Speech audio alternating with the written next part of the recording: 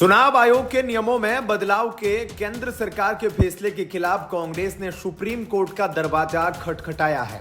कांग्रेस महासचिव जयराम रमेश ने इस मामले में मंगलवार को शीर्ष अदालत में याचिका दायर की।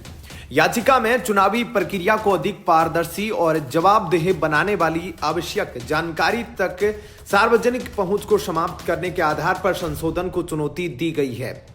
चुनाव संचालन नियमों के पहले के नियम 93(2)(a) में कहा गया है कि चुनाव से संबंधित सभी अन्य कागजात सार्वजनिक निरीक्षण के लिए खुले रहेंगे, जबकि अब नियम के संशोधित संस्करण में कहा गया है कि चुनाव से संबंधित निर्दिष्ट या निर्धारित दस्तावेज ही सार्वजनिक निरीक्षण के लिए खुले रहेंगे, जिनका नियमों में जिक्र किया गया है। प्रतिबंधित सामग्रियों में सीसीटीवी फुटेज, वेबकास्टिंग क्लिप और चुनाव के दौरान उम्मीदवारों की वीडियो रिकॉर्डिंग शामिल है। माना जा रहा है कि यह कदम पंजाब और हरियाणा हाईकोर्ट द्वारा चुनाव आयोग को हाल ही में हरियाणा विधानसभा चुनावों के दौरान चुनाव संबंधी सभी दस्तावेज उपलब्ध कराने के निर्देश दिए जाने के बाद उठाया गया है। कांग्रेस महासचिव जयराम रमेश ने एक्स पर पोस्ट में कहा कि चुनाव आयोग एक संवैधानिक निकाय है, इस पर स्वतंत्र और निष्पक्ष चुनाव कराने की जिम्मेदारी है, इसलिए इसे एकतरफा और सार्वजनिक विचार विमर्श के बिना इतने महत्वपूर्ण नियम में संशोधन करने की इजाजत नहीं दी जा सकती। उन्होंने कहा कि चुनाव प्रक्रिया में सत्यनिष्ठा तेजी से कम हो रही है। उम्मीद है कि सुप्रीम कोर्ट उसे बहाल करने में मदद करेगा। चुनाव आयोग की सिफारिश के आधार पर केंद्र सरकार ने संचालन नियम 1961 के नियम 93(2)(a) में संशोधन किया था, जिसके तहत चुनाव प्रक्रिया के दौरान सीसीटीवी कैमरा और वेबकास्टिंग फुटेज के साथ साथ उम्मीदवारों की वीडियो रिकॉर्डिंग आम जनता को नहीं मिल सकती।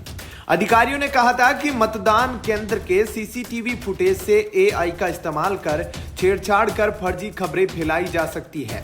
इसी वजह से इलेक्ट्रॉनिक रिकॉर्ड सार्वजनिक करने पर रोक लगाई गई है। हालांकि बदलाव के बाद भी ये रिकॉर्ड उम्मीदवारों के पास उपलब्ध रहेंगे। अन्य लोग इसे पाने के लिए कोर्ट जा सकते हैं। दरअसल एक मामले में पंजाब हरियाणा हाईकोर्ट ने हरियाणा विधानसभा चुनाव से जुड़े दस्तावेज याचिकाकर्ताओं के साथ साझा करने का निर्देश दिया था। इसमें नियम 93(2) के तहत सीसीटीवी फुटेज को भी माना गया था। हालांकि चुनाव आयोग ने कहा था कि इलेक्ट्रॉनिक रिकॉर्ड इस नियम में शामिल नहीं है। इस अस्पष्टता को दूर करने के लिए नियम में बदलाव किया गया है। चुनाव आयोग ने कहा कि नामांकन फॉर्म, चुनाव एजेंटों की नियुक्ति, चुनाव परिणाम और चुनाव खाता विवरण जैसे दस्तावेजों का उल्लेख चुनाव आचार संहिता नियम में किया गया है। आचार संहिता के दौरान सीसीटीवी फुटेज, वेबकास्टिंग फुटेज और उम्मीदवारों की वीडियो रिकॉर्डिंग जैसे इलेक्ट्रॉनिक दस्तावेज इसके दायरे में नहीं आते हैं। वहीं आयोग के एक अधिकारी ने बताया कि ऐसे कई मामले सामने आए हैं जहां नियमों का हवाला देकर इलेक्ट्रॉनिक रिकॉर्ड मांगे गए। संशोधन में यह सुनिश्चित किया गया है कि नियमों में उल्लेखित दस्तावेजों को ही सार्वजनिक किया जाएगा। अन्य दस्तावेज जिनका उल्लेख नियमों में नहीं है, उन्हें सार्वजनिक करने की अनुमति नहीं दी जानी चाहिए। फिलहाल इस खबर में इतना ही। आगे की अपडेट के लिए बने रहिए लाइव टीवी न्यूज के साथ। धन्यवाद। जय हिंद। महाराष्ट्र विधानसभा चुनाव रिजल्ट के बाद से महाविकास आघाड़ी ईवीएम पर सवाल उठा रहा है। उद्धव ठाकरे की शिवसेना और राहुल गांधी की कांग्रेस ने बैलेट पेपर से फिर से चुनाव कराने की मांग की है। लगातार राहुल गांधी ईवीएम को निशाना बना रहे हैं। इसी बीच उनके ही गठबंधन की सहयोगी शरद पवार की एनसीपी ने इसे नकारा है। शरद पवार की बेटी और बारामती सांसद सुप्रिया सुले ने कहा कि जब तक उनके पास छेड़छाड़ के दावों का समर्थन करने के लिए ठोस सबूत नहीं है, तब तक ईवीएम को दोष देना उनके लिए गलत है। उन्होंने कहा कि वे खुद ईवीएम से ही 4 बार चुनाव जीती है। पुणे के दौरे पर आई सुप्रिया सुले ने पत्रकारों से बात की। इस दौरान उन्होंने कहा, मुझे लगता है कि जब तक मेरे पास कुछ ठोस सबूत नहीं है, तब तक आरोप लगाना मेरे लिए सही नहीं है। मैं एक ही ईवीएम से 4 चुनाव जीती हूं। लोकसभा सांसद सुप्रिया सुले ने कहा, कुल मिलाकर माहौल परेशान करने वाला है, चाहे कोई तकनीकी समस्या हो या मतदाता सूची से जुड़ी कोई बात हो। इन बातों का जवाब बिना चर्चा के नहीं दिया जा सकता। उन्होंने कहा, इन सभी आपत्तियों का अध्ययन किया जा रहा है। सुप्रिया सुले ने कहा, उन्होंने बारामती में अपने चाचा अजीत पवार के खिलाफ चुनाव लड़ने वाले योगेंद्र पवार से वोटों की पुनर्गणना के लिए अपना आवेदन वापस लेने का अनुरोध किया है। उन्होंने कहा, हम पहले से ही कई अन्य जगहों पर इस मामले को उठा रहे हैं। अगर कुछ हेरफेर से संबंधित है तो वह सामने आ जाएगा। कांग्रेस, भारतीय जनता पार्टी, भाजपा के नेतृत्व वाली केंद्र सरकार पर लोकसभा से लेकर विधानसभा चुनावों में इलेक्ट्रॉनिक वोटिंग मशीन ईवीएम में छेड़छाड़ कर चुनाव जीतने का आरोप लगाती रही है। यह बयान ऐसे समय में आया है जब कई विपक्षी दल ईवीएम के खिलाफ अपनी चिंताओं और आरोपों को सार्वजनिक कर रहे हैं और चुनावी प्रक्रिया की पारदर्शिता पर सवाल उठा रहे हैं। भाजपा ने ईवीएम की विश्वसनीयता सहित चुनावी प्रक्रिया पर सवाल उठाने के लिए कांग्रेस पर पलटवार भी किया था और कहा था कि उसके मुख्यमंत्रियों और राहुल गांधी जैसे अन्य निर्वाचित प्रतिनिधियों को इस्तीफा दे देना चाहिए और घोषणा करनी चाहिए कि वे मतपत्र से चुनाव होने पर ही इसमें भाग लेंगे। भाजपा प्रवक्ता गौरव भाटिया ने संवाददाताओं से कहा, इस तरह का रुख उनके द्वारा उठाए जा रहे मुद्दों पर उनके भरोसे को दिखाएगा, अन्यथा उनके आरोप खोखले शब्दों के अलावा कुछ नहीं है। भाटिया ने कहा कि कांग्रेस को इस मुद्दे पर अदालत का रुख भी करना चाहिए। उन्होंने इस बात पर जोर दिया कि सुप्रीम कोर्ट ने कई बार चुनावी प्रक्रिया की पारदर्शिता और ईवीएम की विश्वसनीयता की पुष्टि की है। कांग्रेस के मुख्यमंत्रियों राहुल गांधी और प्रियंका गांधी वाड्रा को इस्तीफा दे देना चाहिए क्योंकि वे उसी चुनावी प्रक्रिया के माध्यम से चुने गए हैं जिस पर विपक्षी पार्टी सवाल उठा रही है। भाजपा प्रवक्ता ने कहा, यह विडंबना है कि कांग्रेस अध्यक्ष मल्लिकार्जुन खड़गे ने ईवीएम पर उस दिन सवाल उठाया जिस दिन प्रियंका गांधी वाड्रा ने लोकसभा सदस्य के रूप में शपथ ली। कांग्रेस जल्द ही इतिहास के पन्नों तक सीमित हो जाएगी।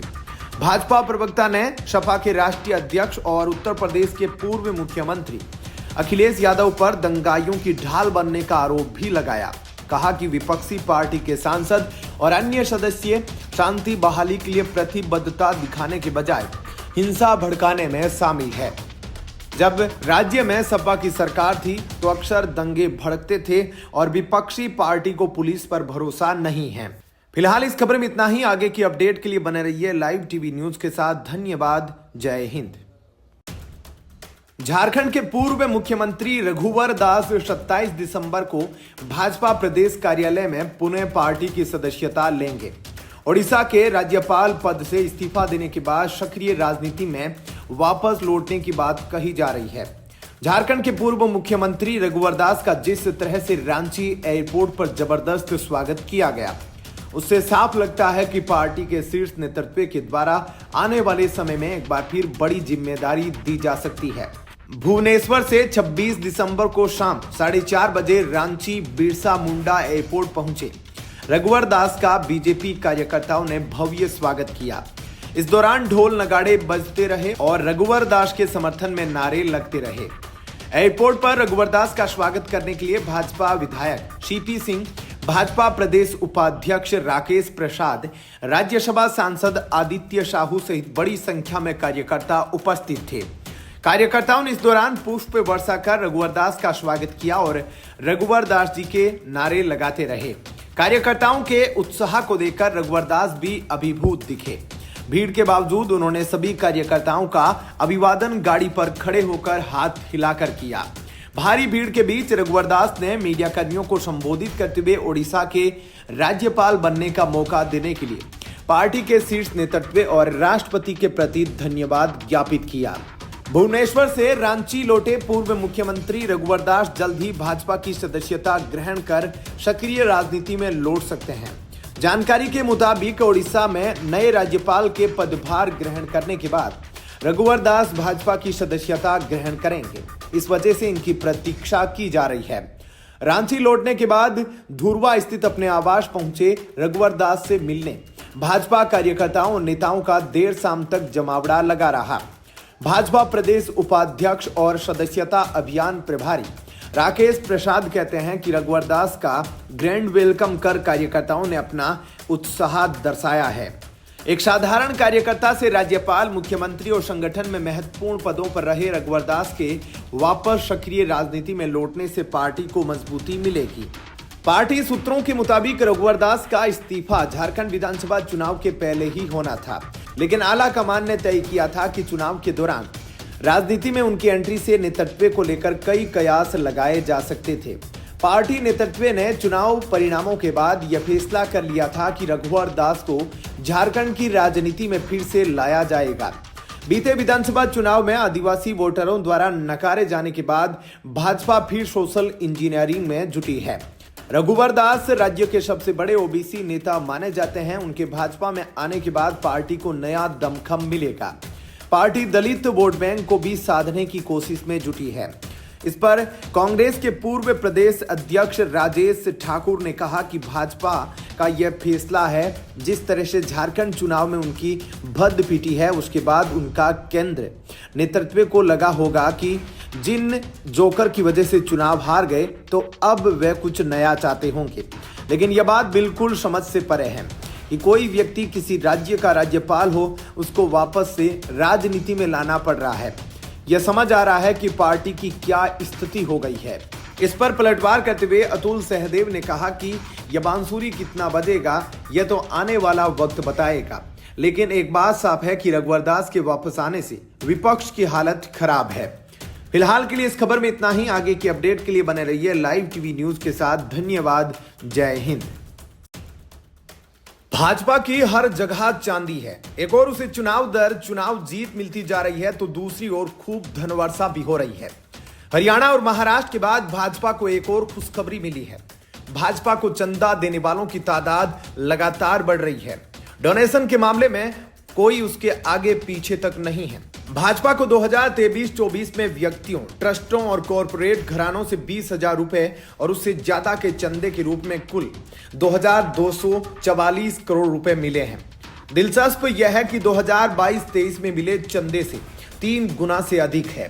वहीं दूसरी ओर कांग्रेस को 2023-24 में इसी तरह से 288.9 करोड़ रुपए डोनेशन के रूप में मिले हैं, जबकि पिछले साल उसे 79.9 करोड़ रुपए मिले थे।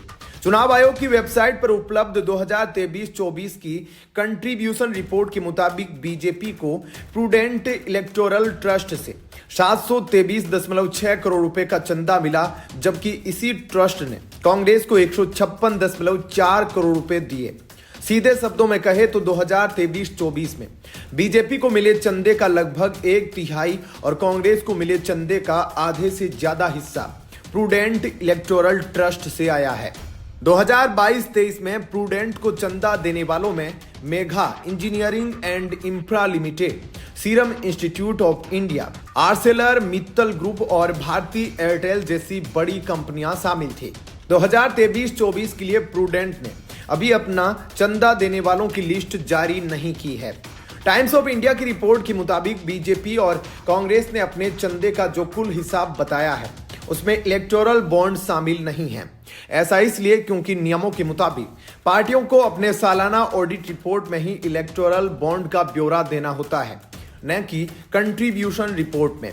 सुप्रीम कोर्ट ने फरवरी 2024 में इलेक्टोरल बॉन्ड स्कीम को रद्द कर दिया था। इसके बाद से राजनीतिक दलों के लिए फंड का सबसे बड़ा जरिया सीधे या इलेक्टोरल ट्रस्ट के रास्ते मिले चंदे ही है। हालांकि कुछ रीजनल पार्टियों ने अपनी मर्जी से 2023-24 की रिपोर्ट में इलेक्टोरल बॉन्ड के जरिए मिले चंदे का खुलासा किया है। इनमें बीआरएस भी शामिल है, जिसे बॉन्ड के जरिए 495.5 करोड़ रुपए मिले। वहीं डीएमके को 60 करोड़ रुपए और वाईएसआर कांग्रेस को इलेक्टोरल बॉन्ड के जरिए 121.5 करोड़ रुपए मिले हैं। जेएमएम ने बॉन्ड के जरिए 11.5 करोड़ रुपए मिलने की घोषणा की है। हालांकि उसे इसके अलावा सिर्फ 64 लाख रुपए से ही कुछ ज्यादा का चंदा मिला है। सबसे अधिक फायदा भाजपा को हुआ है। भाजपा को 2023-24 में चंदे के रूप में 212% की बढ़ोतरी हुई है। पिछले साल के मुकाबले भाजपा को इस साल काफी ज्यादा चंदा मिला है। हालांकि यह कोई असामान्य बात नहीं है, क्योंकि यह लोकसभा चुनाव से पहले का साल है। 2018-19 में लोकसभा चुनाव के पहले साल में भाजपा ने 742 करोड़ रुपए और कांग्रेस ने 146.8 करोड़ रुपए चंदे की घोषणा की थी। भाजपा को इलेक्टोरल ट्रस्ट के जरिए 850 करोड़ रुपए मिले। इनमें से 723 करोड़ रुपए से ज्यादा प्रूडेंट से, 127 करोड़ रुपए ट्रायम्फ इलेक्टोरल ट्रस्ट से और 17.2 लाख रुपए आईएनजी गार्टिक इलेक्टोरल ट्रस्ट से मिले हैं। कांग्रेस को ट्रस्टों के जरिए 156 करोड़ रुपए से ज्यादा का चंदा मिला। हालांकि यहां प्रूडेंट इलेक्टोरल ट्रस्ट अकेला दानदाता था। प्रूडेंट ने 2023-24 में बीआरएस और वाईआरएस कांग्रेस को क्रमशः 85 करोड़ रुपए और 62.5 करोड़ रुपए का योगदान दिया। ये दोनों ही पार्टियां उसी साल सत्ता से बाहर हो गई। आंध्र प्रदेश में अब सत्ताधारी पार्टी टीडीपी को प्रूडेंट से 33 करोड़ रुपए मिले। वहीं डीएमके को ट्राइम्फ इलेक्टोरल ट्रस्ट और जय भारत ट्रस्ट से 8 करोड़ रुपए मिले। लॉटरी किंग सेंटियागो मार्टिन की कंपनी ने भी भाजपा को चंदा दिया है। जी हां, भाजपा ने 2023-24 में future gaming and hotel services से 3 करोड़ रुपए के दान की घोषणा की है। यह कंपनी सेंटियागो मार्टिन की है। उन्हें भारत का लॉटरी किंग भी कहा जाता है। फ्यूचर गेमिंग इलेक्टोरल बॉन्ड के जरिए सबसे बड़ा दानदाता था, जिसमें तृणमूल कांग्रेस को सबसे ज्यादा फायदा हुआ। मार्टिन कथित मनी लॉन्ड्रिंग के आरोप में प्रवर्तन निदेशालय और आयकर विभाग की निगरानी में है। फिलहाल इस खबर में इतना ही। आगे की अपडेट के लिए बने रहिए लाइव टीवी न्यूज के साथ। धन्यवाद। जय हिंद। अंबेडकर को लेकर भाजपा ही नहीं, कई अन्य दल कांग्रेस को घेरने में जुटे हैं और कांग्रेस संविधान के जरिए यह जताने में लगी है कि वह अंबेडकर की अनुयायी है। यह जंग लंबी चलेगी, लेकिन इस बीच कांग्रेस महात्मा गांधी की विरासत को पूरी तरह अपने नाम रखने में कोई कोताही नहीं बरतना चाहती है। इस क्रम में पार्टी ने 26 दिसंबर को कर्नाटक के उस बेलगावी में विस्तारित कांग्रेस कार्य समिति की बैठक बुलाई गई, जहां 100 साल पहले महात्मा गांधी ने कार्य समिति की अध्यक्षता की थी। इसी बैठक में अंबेडकर के अपमान और संविधान हमले को लेकर प्रस्ताव पारित किया जाएगा। कांग्रेस महासचिव मीडिया जयराम रमेश के अनुसार 1926 में बेलगावी की बैठक में महात्मा गांधी ने अंग्रेजी शासन के खिलाफ सत्याग्रह का ऐलान किया था। गांधी की विरासत से जोड़ते हुए कांग्रेस ने आगामी बैठक का नाम नव सत्याग्रह बैठक दिया है। बैठक में पूरे देश से कांग्रेस के 200 प्रतिनिधि भाग लेंगे।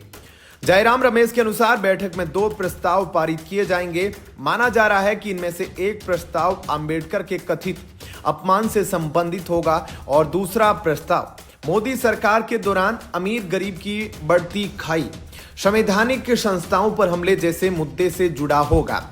बैठक के अगले दिन यानी 27 दिसंबर को कांग्रेस जय बापू, जय भीम, जय संविधान के नारे के साथ विशाल रैली का आयोजन करेगी। ध्यान देने की बात है कि कांग्रेस की रैली की थीम पर बापू के साथ अंबेडकर को जगह दी गई है। जयराम रमेश के अनुसार बेलगावी में होने जा रहा है कि विस्तारित कांग्रेस कार्य समिति की बैठक 2.5 साल पहले हुए उदयपुर चिंतन शिविर की तरह अहम और देश की राजनीति को नई दिशा देने वाली होगी। उन्होंने कहा कि उदयपुर की चिंतन शिविर में ही भारत जोड़ो यात्रा का निर्णय हुआ था, जिसमें राहुल गांधी को जनता से सीधे संवाद का मौका मिला। जयराम रमेश ने कहा कि बेलगावी नव सत्याग्रह बैठक में भी इसी तरह से अगले 1 साल के लिए कांग्रेस के कार्यक्रम तय किए जाएंगे। माना जा रहा है कि इन कार्यक्रमों के माध्यम से कांग्रेस अंबेडकर के सहारे दलितों के बीच पेठ बनाने की कोशिश करेगी। सीएम योगी ने लखनऊ में पत्रकारों से बातचीत में कहा कि भारत के संविधान में बाबा साहेब का अत्यंत महत्वपूर्ण योगदान है। वो भारत माता के महान सपूत थे। विपरीत परिस्थितियों में उच्च शिक्षा अर्जित की और फिर इसके बाद से भारत को अपने ज्ञान से आलोकित किया। भारत के संविधान शिल्पी के रूप में हर भारतवासी उनके लिए श्रद्धा भाव रखता है। उन्होंने कहा कि कांग्रेस हमेशा से वंचितों को अपमानित करती है। कांग्रेस और नेहरू ने बाबा साहेब का अपमान किया। कांग्रेस को अपने अनैतिक काम पर देश से माफी मांगनी चाहिए। विपक्ष को केवल मुसलमानों की ही चिंता है। कांग्रेस राज में अंबेडकर का स्मारक नहीं बनने दिया। गृह मंत्री के बयान को तोड़ मरोड़ कर पेश किया गया। योगी ने कहा कि बाबा साहेब के सपने का भारत बनाने के लिए भाजपा सदैव प्रतिबद्धता से कार्य कर रही है। कल श्रद्धेय अटल जी की जन्मशती मनाई जा रही थी। अटल जी की सरकार रही हो या फिर प्रधानमंत्री मोदी जी की सरकार, दोनों सरकारों ने बाबा साहेब को सम्मान दिया, उनके भाव को प्रतिनिधित्व दिया है। फिलहाल इस खबर में इतना ही। आगे की अपडेट के लिए बने रहिए लाइव टीवी न्यूज के साथ। धन्यवाद। जय हिंद।